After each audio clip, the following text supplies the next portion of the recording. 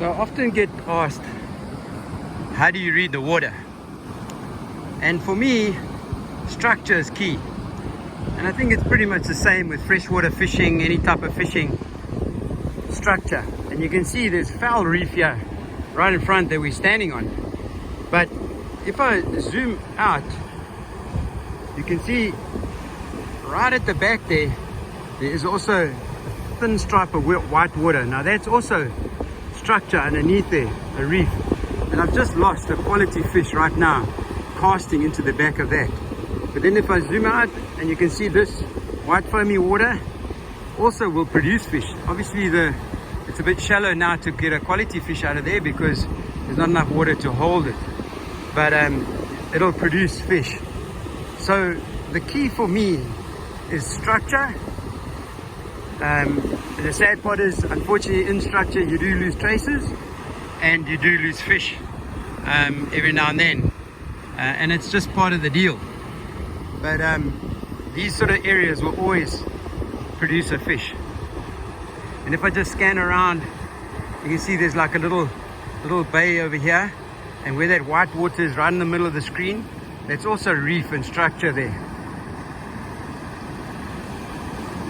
So this is the type of water that I'll always be looking for when I come out to fish.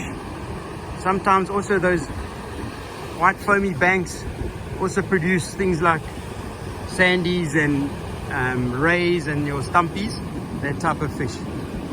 But hopefully this helps, guys. This is the type of water that I'm looking for. So here's another piece of water that can work. You can see there's a bit of a rip current with a bay here, and this little rip current is going out here towards the left, and right in front here you can see there's lots of rocks and structure and stuff, where fish can move and start to feed. And there in front there, so as the rip current goes out, so it goes out to that bank right at the back there.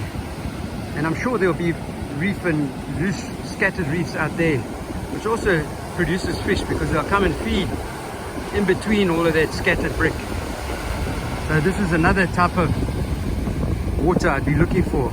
And if I go across there, there's a bit of a bank, and on that drop off of that bank you'll also probably get stumpies and that sort of type of fish, even your little jeets and so on, that'll also be feeding on fish that is rolling off that little bank, sandbank there.